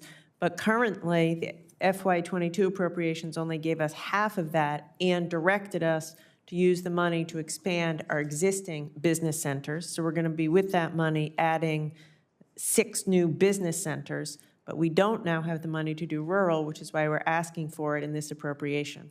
And the good news, I will tell you, is if we are successful in getting the money we're asking for in this appropriation bill, we've already been doing all of the outreach with the minority-serving institutions, so we'll be ready to hit the ground running to set up the rural centers. I appreciate that, and I'll do everything I can with my colleagues on the Appropriations Committee and the staff over there to make sure this gets the attention that it deserves. My follow-up there is, in the absence of additional resources for the program, what are you doing to support the minority-owned rural businesses now? Well, currently, we do serve them to the best of our abilities with our existing business centers. And, you know, I think we do a good job of that. But as you know yourself, you need to be present in place in order to really do this work. So we are increasing our efforts to rural America. By the way, MBDA and EDA, we're working very hard with EDA. But the truth of it is, we need the money to set up proper rural business centers with minority-serving institutions so we can be in the community and meet the needs of the, you know, population. Appreciate that. Well, I'll work with my colleagues again bipartisanly here, and this is an area of great interest to many of us, so we'll be looking. I hope that once we secure that funding, that we're ready to roll and that we're able to take some of that investment and get ready for that as well.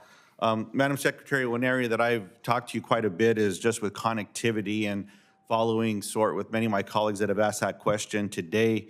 Will the funding connect every family in New Mexico to affordable, reliable, high-speed broadband that's currently in the bipartisan infrastructure bill, in addition to some of the benefits from funding that was received in 2020 to NTIA?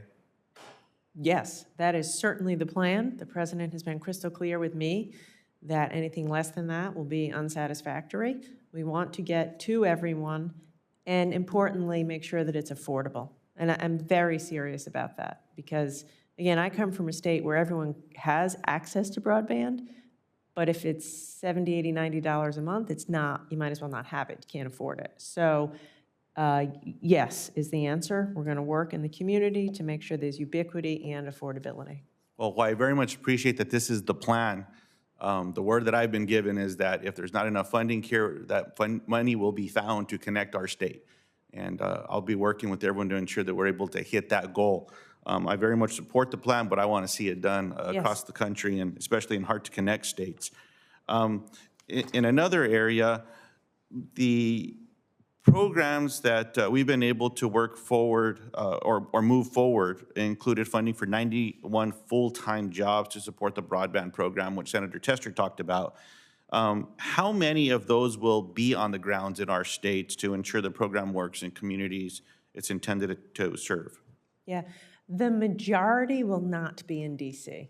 So I don't know exactly the number out of 91, but the intention is that they not be in DC, that they be around the country in communities. I'd like to follow up on that and get some specifics because what's floating around is that none of them will be in the state. And so I think it's important to correct that record. So I look forward to helping you do that as well. So thank you for that clarification. I can say on the record now the majority will not be in DC, but we'll get back to you with the details. I appreciate that. And I don't want to pick on any of my colleagues, but relying solely on states might work in some of the larger ones where they have some of that expertise. And even though it's still considered a hard-to-connect state, places like California, and you know, I often compare New Mexico to Rhode Island, reminding everyone that out there, the highest hill is 800 feet. That's my backyard. And in areas that we have big mountains and topography challenges where 30% of the land is federal land, it's important to me that we all work with all the partners there. So I have several other questions. I'll submit them into the record, but it's always an honor to see you and your team, and very much appreciate working with you. Thank you, Chair Cantwell. Thank you. Senator Sinema. Thank you. Well, thank you, Chair Cantwell, and thank you to Secretary Raimondo for joining us today. You know, the Department of Commerce has a crucial role to help Arizonans address the supply chain crisis, support business growth, and create good-paying jobs. The department has a wide range of tools to assist with many important Arizona priorities, such as addressing the historic drought in the Southwest, increasing domestic manufacturing of semiconductors, and expanding broadband to all corners of our state. I look forward to working with you, Secretary, and with my colleagues on this committee to continue to advance these efforts in a bipartisan manner to help Arizona families. My first question is about fire season. As you know, fire season has already begun in Arizona as the Southwest experiences the most severe drought in 1,200 years. The tunnel fire north of Flagstaff has burned over 20,000 acres, and a state of emergency has been declared in Coconino County. The Cruz fire has burned over 6,000 acres south of Prescott. My thoughts are with my fellow Arizonans affected by these disasters and with our first responders, our wildland firefighters, and their families as they work to contain these wildfires. Arizonans rely on National Weather Service predictions and National Oceanic and Atmospheric Administration data to predict fire trajectory and determine impacts to landscapes and human health. It's important that NOAA, and the Weather Service have the resources and expertise needed to predict weather and drought conditions. So, Secretary, the bipartisan infrastructure law included $80 million for NOAA high-performance computing technology and $50 million for wildfire prediction, detection, and forecasting. How will these resources allow NOAA to improve drought and wildfire prediction forecasting? Thank you, Senator, for your question. And I'll say parenthetically, a number of Commerce employees who were in Colorado were put out of their homes due to wildfires. So we have had real-time recent experience with this. The President's budget, the 23 budget, includes increases, as you say, to help communities manage the impacts of drought. We will be investing the money in better data and forecasting models for wildfires. We're also expanding the work we do in communities. We're putting a greater effort into helping communities prepare their mitigation plans for wildfire, and primarily we're making big investments in the way we collect data and do forecasting for droughts so that it can be more sophisticated. And of course, there's the link between droughts and wildfires. The last thing I'll say is in the budget, we are requesting additional funds to broaden tribal engagement on this issue of precipitation prediction to make sure that they are fully engaged in the work we're doing around droughts and wildfire prevention. Thank you. As the Southwest continues to face historic drought, we must use every available tool to assess the length and severity of drought conditions. The National Integrated Drought Information System has been helpful to me when determining policy responses for drought-stricken areas, but I believe we can always improve. How has the department worked to coordinate drought response with other agencies, particularly with the Department of Interior, Bureau of Reclamation, and USDA? And how can you make this interagency process more effective so drought mitigation policies can be targeted for maximum impact of federal dollars? Yes, thank you. So I will tell you, since I've been at this job for over a year, I'm constantly trying to find ways to make the interagency more effective and efficient. And I would welcome kind of following up with you on that. We are very focused on this. And again, in our Commerce family, like a dozen people were rendered homeless because of wildfires, which has given us a new sense of urgency. So NOAA is responsible for the data and the prediction analytics. And as I say, we're working with communities. We are working, I think, hand in glove with Interior, with USDA, trying to maximize the impact. But again, I would welcome any ideas that you have on how we could do an increasingly better job. Thank you, Secretary. You know, Arizona is a national leader in semiconductor manufacturing and in research development and innovation, including at our state universities. The semiconductor industry currently employs over 20,000 Arizonans. I was proud to be original co-sponsor of the Chips for America Act to restore America's leadership in semiconductor manufacturing, which is crucial for both our economic and national security. In response to the CHIPS Act, we've seen both Intel and TSMC announce significant investments in Arizona manufacturing. Now, the Senate passed its competition bill last May, and I look forward to Congress finishing its job and getting this competition bill to the president's desk with all the funding for CHIPS grant included. But all the stakeholders in Arizona, from our manufacturers and suppliers to our research universities, our local government leaders, are eager for this funding to flow. In anticipation of our competition bill becoming law, what is the department doing right now to prepare, and how long until this money will get out the door after passage? Yes, thank you, Senator, and thank you for your leadership on that. As you say, Arizona has a lot at stake here. I want to be crystal clear about this. We cannot do anything unless and until Congress passes the law, gets it to the president's desk. So we have to put our shoulder to the grindstone in this conference. We cannot wait. We cannot delay. Other countries aren't waiting, and we have to get this to the president's desk. For our part, we are already hard at work. We are doing a huge amount of stakeholder engagement. We've just recently issued a request for information from industry to try to learn where are the shortages, how can we work with them. We've created an internal organizational chart to know, where this will live, who we need to hire. We will be able to hit the ground running. Nothing's going to happen until Congress does its job and passes the bipartisan legislation. So I'll do anything I can to help with that. Thank you. Thank you, Madam Chair. Thank you. Senator Young.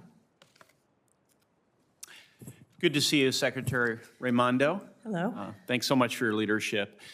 American leadership in science and technology, especially the emerging technologies that will dominate the 21st century, is vital to both the future of the American economy and to our competitiveness with China. I want to thank you for your significant efforts thus far to ensure that USICA advances through the process. It is now, as you say, it's Congress's job to do our work and get this legislation in a bipartisan fashion on the president's desk. One of my top priorities in USICA is the regional technology hubs. Can you discuss the importance of the regional tech hubs and the impact they'll have on non-coastal, non-traditional areas of the country? Yes, thank you. And thank you for your leadership and your spirit of cooperation on this. We talk all the time about chips, but the tech hubs are every bit as important. And they're designed to create, ecosystems of innovation in communities around the country that have been, overlooked. And for example, in the Midwest, there are fantastic research universities. I think Purdue just launched a whole new program for semiconductor master's programs. Right. So what we want to do is in regions around the country, bring together research institutions with entrepreneurs, with companies to take the great ideas coming out of the research institutions and translate them into products that we can make. I will say this, we need more fabs in America, no question about it. We need more semiconductor manufacturing capacity. That isn't nearly enough. That isn't nearly enough. We need to start increasing our innovation in all emerging technologies, in semiconductors, in design, in packaging, in energy efficiency. And all of that starts at the ground level. And it isn't all going to happen in Silicon Valley, Boston, and Austin, Texas. So this is about, getting throughout America, tapping into that research and creating a workforce and deep wells of, like I said, ecosystems of talent and entrepreneurship and innovation and activity. That's how I see it, Secretary. Building on existing assets, existing bases of talent, whether it's in the universities or outside the walls of the university. We have incredible talent across this country. It just needs to be harnessed as we have harnessed talent with the assistance of government as customer or government as investor in past generations in places like Silicon Valley or the Research Triangle of North Carolina or in Boston. And so places like Indiana, and there are many out there that would benefit from these sorts of investments. Another value proposition I consistently hear about as we discuss the tech hubs is from venture capitalists. It's a frequent lamentation of those who start startup businesses in the state of Indiana that you have to go to a place like Silicon Valley to get your business model funded. And the venture capitalists are saying, well, if you make these sorts of investments, we're going to be making a lot more visits too, spending more time focusing on geographies like the state of Indiana. So this is also a major source of interest to all of them. Do you have any thoughts based on your professional background Yeah. before you were involved in government on that topic. Yes, I think what you say is exactly right. So right now, about 90% of all venture capital money flows into 6 or 7 cities and towns in America. 90%. And you know what they are, as you say, Silicon Valley, Boston, New York, et cetera. I promise you, not 90% of all entrepreneurs, entrepreneurial talent, or innovation is in those 6 places. But venture capitalists want to see a critical mass before they start traveling there to invest. And that's what these tech hubs will do, create some critical mass. There's also what we refer to in the business as the valley of death, which is you get a little startup money, but then it's hard to raise money here to get to scale. This is sort of the valley of death. Tech hubs will help to get companies through that valley of death so they can access deeper pools of capital. That's the tech maturation monies that will go to Yes. designated hubs, right? Yes, exactly. Well, I see my time is coming to an end, but sometimes people try and figure out how to characterize this legislation. Is it innovation legislation? Is it a China competitiveness bill? Do you know there's a happy coincidence between the two? And if we can harness the talent, the energies, the entrepreneurial spirit, the broad, deep capital markets of the United States of America and become more innovative, there's no doubt in my mind that we're going to win the 21st century for American values. So they are really they're two sides of the same coin. And so thank you for speaking to that important feature of USICA. We'll do our work and hopefully get it done here in coming months. Thank you, Chairman. Yeah, thank you. And thank you. And thank you, Senator Young, for the legislation and your participation in it. And I would just say that Senator Young and I had a chance to jointly recently speak at a symposium here by Notre Dame. And I think the thing that we keep forgetting in this issue is that we do have distributed generation already in our institutions. And so this is so much about taking what's there and dusting off our R&D capabilities and making it faster and more invested, through the hubs and through the tech centers. So I do think, when we think about the response that we're now seeing from China and others, all of a sudden they're going to try to accelerate their innovation. Never underestimate what we already have invested in our university systems and how they're going to help us.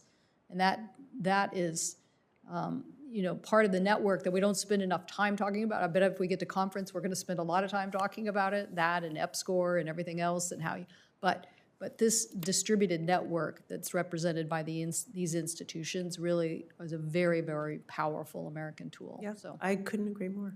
Okay, Senator Warnock. Thank you so very much, Madam Chair, and great to see you again, Secretary Raimondo.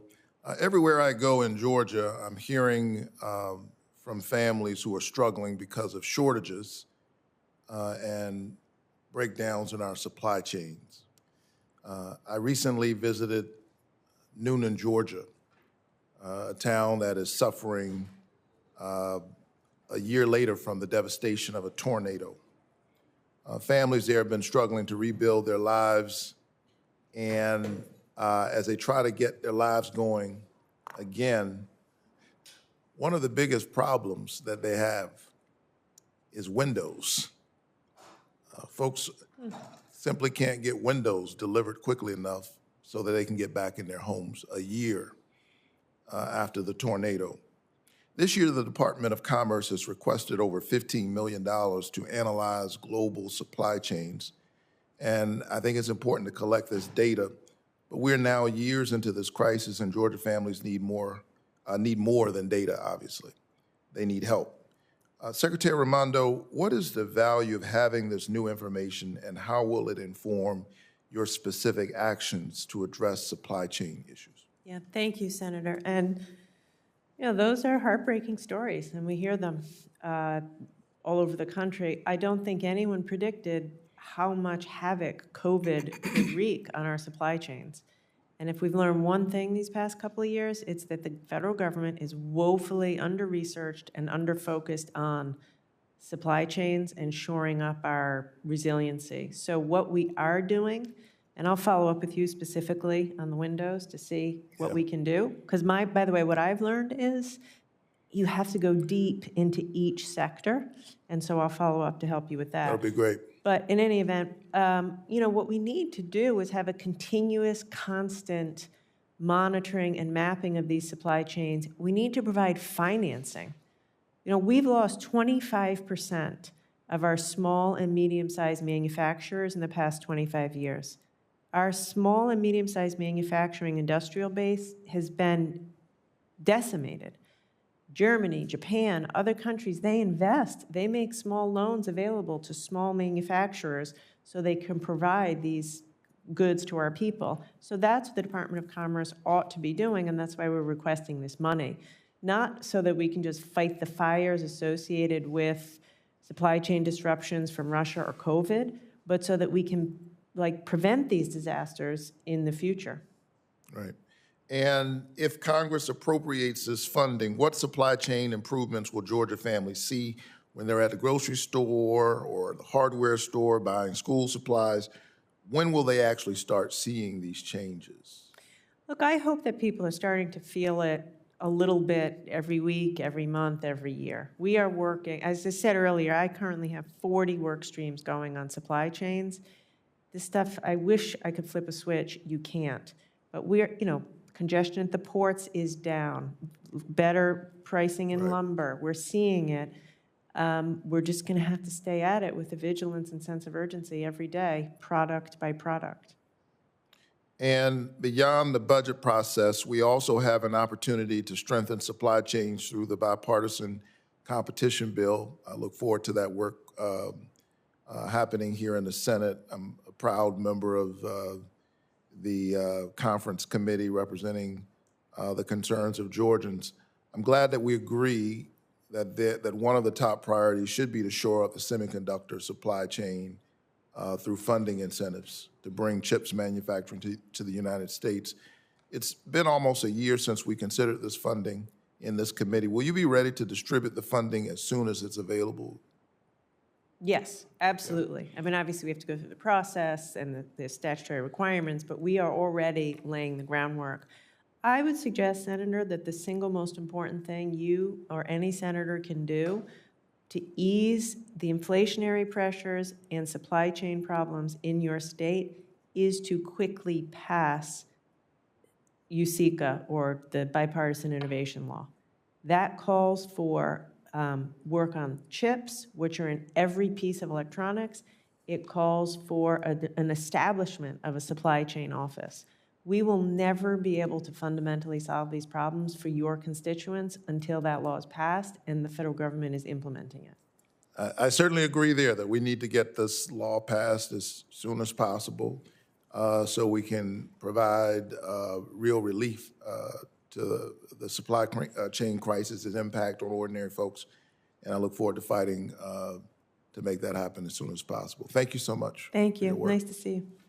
Well, I think I would add, Senator Warnock, as the issue of another supply chain problem was looming large. That is the SKLG issue on battery technology. Yep. I don't think I heard more from a concerned member than Senator Warnock, who provided great leadership in bringing people's attention to it, and Secretary Raimondo digging in at the executive branch to solve the problem. So I want to say I appreciate both of you for being on the ball on that particular problem. And I think it's just an example. It really was like one of the first big supply chain crises that we had, and literally would have meant the loss of thousands of jobs in Georgia if we didn't solve that problem. So very much want to thank you, Secretary Raimondo, for your leadership on that. And again, thanks Senator Warnock for his persistence, because he was very persistent on this issue.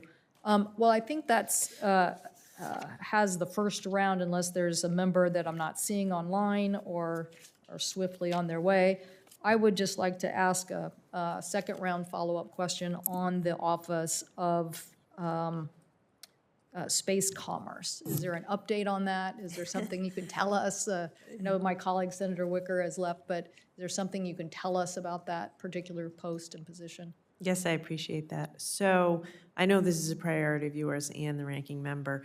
I'm very pleased to say that we are going to be announcing a new director, Richard Del Bello. He has 25-plus years of space experience in the commercial sector, and he was at the in the White House Office of Science and Technology. And we're elevating the Office of Space Commerce within NOAA. So he starts May 9th, and he'll be reporting right up into the NOAA headquarters.